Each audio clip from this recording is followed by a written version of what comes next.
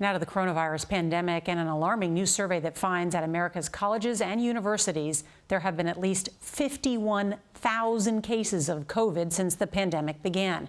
Now, most have been reported this summer, and at least 60 cases have been fatal. Also tonight, there is cautious optimism about a potential vaccine. Here's CBS's Carter Evans. Major news today from Pfizer. The pharmaceutical company says it should know by the end of October whether its vaccine works.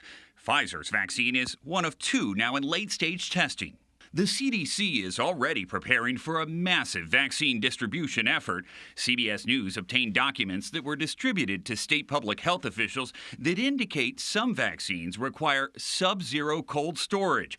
It could be problematic because it requires equipment not usually found at doctors' offices and pharmacies. A bigger question, once a vaccine is developed, are Americans prepared to take it? A new survey shows 78% say they're worried the COVID vaccine approval process is being driven more by politics than science. If the public perceives that shortcuts have been taken, then they are much less likely to take this vaccine. I wish it was only me who tested positive, but it wasn't. It was my entire family. Even The Rock can't avoid COVID. He's still recovering, but says his young girls were better in days. Generally, babies and little children can often have little to no symptoms at all. Childhood COVID cases continue to climb, rising 17% in just the last 2 weeks. A new study published today in the Journal of Pediatrics also shows that children can develop antibodies to COVID-19 while they still have the virus.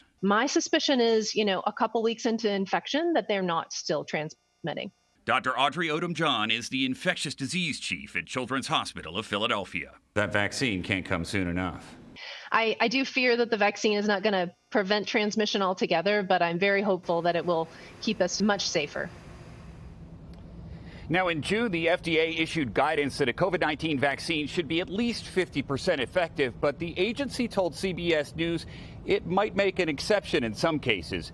Today, Dr. Anthony Fauci said while a vaccine by October is possible, it's unlikely. Nora? Carter Evans, thank you.